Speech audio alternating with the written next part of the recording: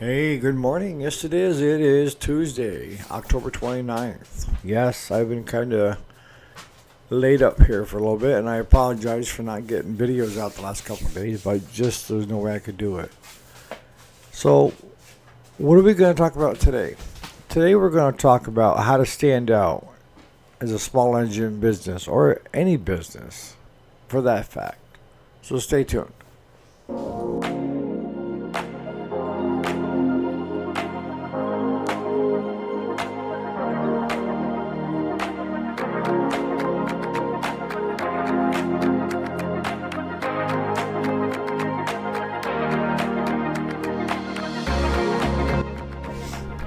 Alrighty, welcome back. If you didn't already know it, my name is Eric, and yes, this is the weekday, Monday through Friday. Today is Tuesday, October 29th, 2024.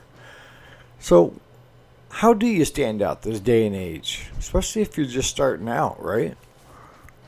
Because an advertising budget can chew you right up fast. In other words, become very costly. And I learned early on that unless you're co-oping, which is you're floor planning for a certain manufacturer like Cub Cadet, they'll pay you so much with your advertising budget. But if you're doing it like I did, there's nobody out there willing to give you any money for advertising. And the places to advertise, they're more than willing to take your money. They don't guarantee any results. It's kind of like the weatherman. They'll tell you what they think will work, but to guarantee it, you just say there's no guarantees in life. I guess so. But I know that we spent heavily on radio, on print, one TV ad, and what they all ended up bringing back in as far as money was one guy calling on a radio ad he had heard wanting to sell us his POS of a used riding lawnmower that was I had those given to me on a daily basis. So you have to look at costs and you have to look at results. And a lot of your advertisers will say, well, you got to keep going, to so people hear your name, so when they really do need it, they remember it. Not so much. So what is the best way to either gain more business, gain new business when you're starting out, get customers to start coming to you? Is going to all be based on quality of your workmanship, of how the stuff goes out, how well you communicate and work with your customers,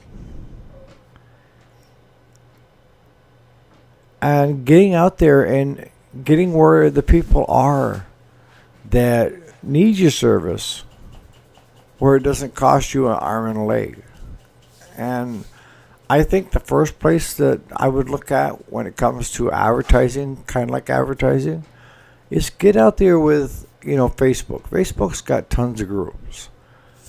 And I belong to a few community groups in our area because my service is localized, right? And I would say yours is too, most often. If you're in small engine repair, you have the units brought to you or you go pick them up locally and you fix them and you take them back.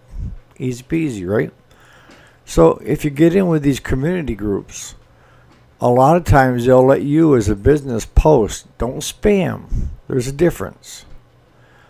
Post every so often that you're here and you have openings. Like I just did one here Friday of last week, and it was one of the community posts. And I know the one that started the community group, and they know that I'm a legit business. They know that how I treat my customers and stuff. So she's more than willing to allow me to post, just like other people in the community that have businesses are able to post on there as well. Some posts probably too much, but I just posted, that anything, if your lawnmower or snowblower needs work or service coming into the fall, we've got a tractor special going on right now for farm and compact tractors that for the bigger jobs, that if you're willing to let us have it for most of the winter, I'll give you a 10% off on the labor because that's our slowest time, right? So that's where I have to fill in those slots for the winter. And I don't know about you guys, the ones that are running a business, probably the late fall, winter till spring is it just kind of drops off. They're not using much. And like with the last 15 years of snow, we really haven't seen a lot of snow. So the snow blowers aren't getting used as much. I think last year we had one install on a customer's. Every year we do it. We do his service on his lawnmower, and his lawnmower also has a front-mounted snowblower. It's a Kubota. And in the spring of the year, we'll mount his mower deck, and then in the fall of the year, we'll mount his snowblower. Well, he never used his snowblower last year, so we end up dismounting it right where we mounted it and put the deck back on. But if people aren't using it, they're not breaking it either, right? So they don't know if it runs or it doesn't run. And the sad part is a lot of those customers are letting it sit for a couple of years, then not using it much. And then when they do really need it, it don't want to work, right? So the first tip would be find the advertising groups on Facebook. Go to where the people are that would need your service. I know a lot of my friends spend more time scrolling through the groups to see what's going on in the community versus, their main feed. It's hard to do it over on Marketplace. Can you? Yes, but you got to do it. You're up against AI now. Before it was just straight up. You could do a couple blips and farm tractor repair. Now AI is reading the descriptions. They're reading everything. And milliseconds. So it ends up getting flagged. If you get flagged too many times, we know what happens, right? But they have buy-sell groups, like for in your area again. You could post in there. But I wouldn't go crazy on an advertising budget. We always talk about time is money. So if you have more money, you can hire somebody else to go do that for you, right? And if you don't have a lot of money, like most repair shops, you're going to have to learn how to do it. And Facebook also allows you to put a business page there, where it doesn't interfere with your personal. See, I have my personal page, right? My personal. And then you can build pages out and groups out. So, I had the one following for the business, and it's like 12,000 followers or something like that. And it's free to advertise there. They encourage it. And then you can refer people back from other groups to that group for more information on what you do. So the big thing is advertising, get word out, right? But that's not the biggest thing. It's quality work. And what do I mean by quality work? I mean, you're only as good as your last job. So if you're in a hurry and you push that out on a Friday afternoon and it comes back with the same problem, or it's the third time it's come back with a problem, and the customer is starting to get a little irate because they want their mower fixed. They want their snowblower fixed. They don't want to have it sitting at the shop all the time, even if, you're doing it for free the second or third time because you haven't got it right yet. Don't allow it to leave the shop until it's right. And I see so many shops, mechanics, where they will do this. Well, it should be okay, but no promises, the threshold guarantee. And a lot of times they didn't finish or fix the issue. They toggled. And we all know what toggling is. It's just not fixing it correctly. It's bypassing this, bypassing that. And that leaves a bad taste in a lot of customers' mouths, especially if it comes back for it. So you need to do quality work. And how do you do quality work? You figure out what's the best approach. How do you do something and do it the same way every time and have the same outcome? Yes, every machine is a little bit different, but if you follow the basics of how to repair stuff, compression, spark, fuel, you can get through a machine pretty fast, right? And if it comes in, it's got a compression issue, and you throw it on, the compression is really low, and you adjust the valves to the correct specs, and it's still low, stop. Stop. Yes, some generators will run lower than 90 or 80, but you need to stop. And that's when you call the customer and say, look, here's what we got. It's a worn puppy. Where do you want me to go with this? Get them involved at that point before you go any farther. And I see most of the time they'll say, well, Eric, just stop. I'll pay you what I owe you so far. And I think it's time that Ma and I got a new generator. And a lot of times they'll give you the old generator, and I'll knock so much off just to kick it up on the hill somewhere. But you need to know your limitations. You're not God. You can't fix everything that comes through there. But if you set, like a thing, the do's and then the don'ts when it comes to machines when they're coming in and going out, you set a precedent for customers to learn that you are honest, you are trustworthy, you do get a hold of them if there's issues. You're not dicking around with them and you're not putting them off. So that brings us to the third, is communication. Communicating with your customer the correct way. And are all communications going to be great? No, absolutely not. But it's how well you could take that communication, Where they say, I'm a lover, not a fighter. In that, it's not that I avoid confrontation, but if I can, I will. And I'll tell you, I don't care who you're dealing with. If they're in a fighting mood, the quickest way to diffuse it is say, you know what? You're right. And how the hell can they fight you if you're telling them they're right? Even if you don't think they're right, just tell them they're right. Because you're not going to lower yourself to that level to get into a fist fight or words back and forth. Why? Just tell them they're right and move on. But I've seen people fight with themselves after you told them they're right.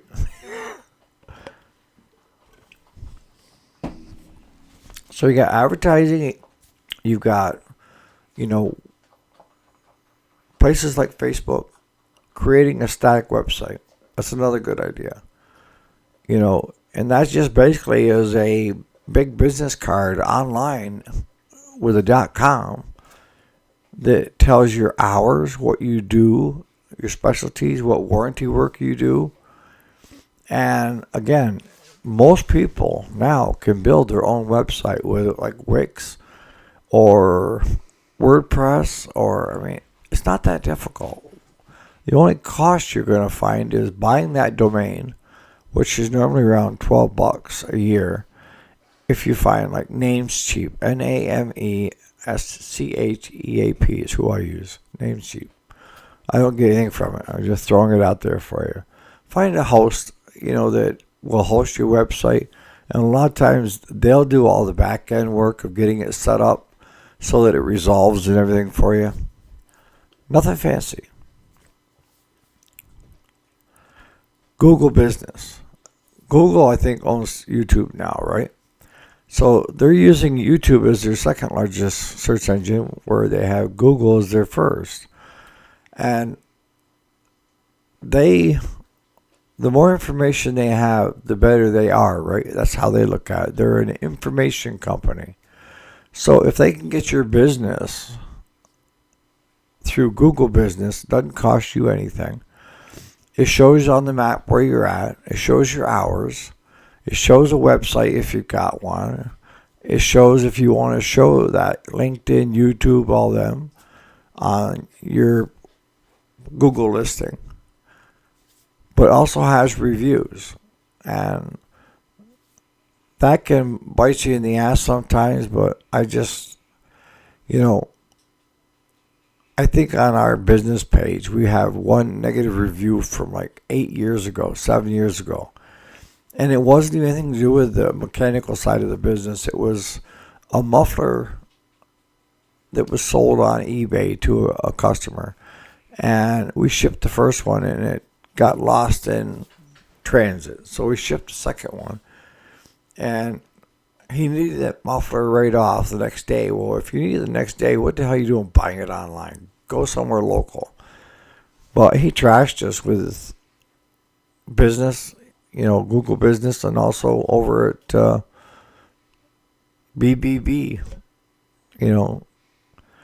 Some of these people, that's what I say, when you get feedback like on eBay, Amazon, or reviews, you're only going to hear about the ones that are overly impressed or the pissed off ones. Your average customer that's very happy with your work doesn't have time or doesn't want to take time to do all that crap. So you end up with either ones that you've over the top or you pissed off, one or the other. And you can piss off customers and not even know it. We didn't know it until after we started, throwing a fit. And the sad thing is he ended up with both those mufflers for his chainsaw. Yeah. What a doozy. So those are key points to look at. So those are two areas. Why am I spending more time on advertising places than I am, being one hell of a mechanic or a shop, being well known for quality work? Because if you're just starting out, you don't have very many customers. And you got to get that coming in order to pay the bills, right? You got to get people to at least come in and try you. And this is the most economical way I know of to do it. I've done it in the past, and I'm still doing it today. I was saying, I just posted on the Facebook group this on Friday. I already had somebody call me yesterday, and they got a tractor repair they want done. So there's, another good chunk of money. I mean, we get a lot of our referrals from those places. The bulk of them are repeat business, and them telling people about you, word of mouth. But you still don't downgrade the advertising areas that you can do, or hire your kids to do it, or the wife, or the husband. Most people are online a lot now. But along with quality work is timely work. It means getting the stuff in and out in a reasonable amount of time. Every customer that comes in tells you, I'm in no hurry, will be in a hurry the following day. Guarantee it. So if you get a customer that says, I'm in no hurry, blah, blah, blah, then tell them, okay, we probably aren't going to get it to it, and you know your schedule till next Thursday. Tell them that. Because if you don't, then they're going to call you the next day and want to know why you haven't even looked at it yet. Well, because there's 12 people ahead of you. That's why I haven't looked at it yet. You're in line, and as soon as I can get to it, I will let you know what's going on. What are other ways? Getting involved in the community. Whether it's through the church, through community outings, be a donor when it comes to like scholarships for school kids or going to college. Giving back to the community. Because whether you want to admit it or not, it's your community that's going to keep you going. It's not you. It's either going to be they decide that they want to support you or they don't want to support you. And a lot of times they look at how do you play with others and how is your work. But more so, how do you play with others? Are you willing to help out other shops, other businesses, other things that are going on in the community, whether it's the Thanksgiving feed, where my wife and I, we donate so much to that to buy turkeys and the fixings and all that. And then for Christmas, we donate again for kids, Toys for Tots, to find local organizations to donate to, even if it's your time you're donating. This, if you don't have time, you can free up some cash. But if you haven't got a whole lot of cash flow, get involved with these things that are going on. Help feed, less fortunate people or retirees that are just getting Social Security and can't afford to put on a big meal. So community involvement is going to be another biggie. And when they see your name come up in the groups like mine looking for extra work, they're more than willing to post it because they know that you're heavily involved in everything else. So the last thing I want to say is getting connected with other businesses in your area. And what do I mean by that? I mean, I don't have competition. I have partners. And the other 3 shops in my area that do what we do, we all are good friends. And you can learn a lot from that group. But that group are usually a group of owners and mechanics.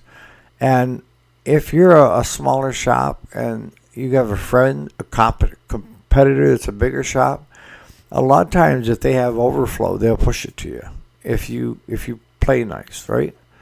And don't fake it till you make it. Be honest. You could use the work and let it be known, And a lot of times there's customers that you want to deal with that they don't. So they'll let you have all those customers as well. And if you have customers that are iffy on warranty and you're not willing to do it for warranty, push it to them because they're willing to do it for warranty. They do warranty, so many hours a day on. So I push those back towards those guys that are doing it and are willing to fudge it a little bit. I'm not, so you want to have quality of work. You're only good as your last job. You want to have where stuff is being moved through the shop pretty good, and making sure that you don't stamp it, if it's not ready to leave. And then advertising, where to advertise, and how to get your word out about your business. Whether it be Google, Facebook, YouTube, not so much, but they're a big search engine. Community groups within Facebook, your website, business pages that you can develop for free. It's just time to do it, learn how to do it. Being involved in the community and making the competition in your area partners. And not only have I done that with the competition, I've done that with other businesses that had nothing to do with mine. But if they have a customer come into their hardware store and they're talking about their lawnmower's broke, a lot of times that business owner will mention your shop. You say, I know the guy personally and they're good people. You have to have a decent reputation. You're not going to have a stellar one all the time. You're going to have screw up, but have a decent reputation. So on that note, I apologize for not getting back the last 2 days. Starting to feel a little bit better. Still not getting a lot of sleep. But I appreciate all your prayers and comments. And you guys have a great Tuesday. And I will be here tomorrow morning. All right. Thanks so much for watching.